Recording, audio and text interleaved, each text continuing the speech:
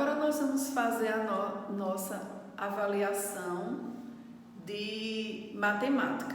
E nós vamos ter os assuntos maior e menor, representação e comparação de quantidades e os numerais de 0 a 9.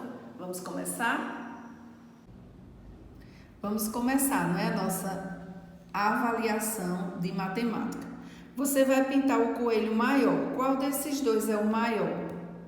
Depois você vai ligar o peixinho menor para este aquário. Agora aqui você vai desenhar um peixe grande, um peixe bem grande, viu?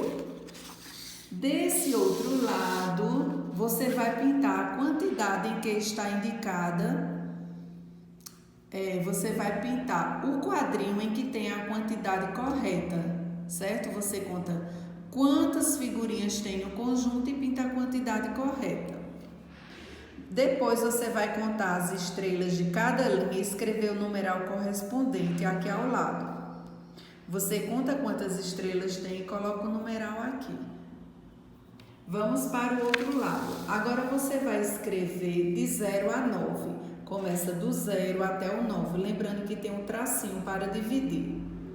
Agora escreva o nome dos numerais. 0, você vai repetir o nome. 1, 2, 3, 4, 5, 6, 7, 8 e 9.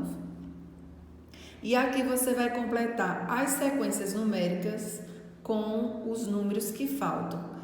Nós temos 3 sequências e nós temos vários números faltando. Desse outro lado, você vai contar quantas frutas tem em cada cesta e escrever aqui a quantidade correta. Depois você vai desenhar a quantidade de bolas solicitadas. Aqui você vai desenhar 2, 6 e 9. Depois você vai circular o numeral correspondente aos elementos de cada conjunto. Você conta quantos tem aqui e aqui circula o numeral correspondente à quantidade, certo? Vamos pensar para fazer bem direitinho. A mamãe ou o papai ou quem lhe ajuda não pode dar a resposta. Você tem que pensar, tá bom?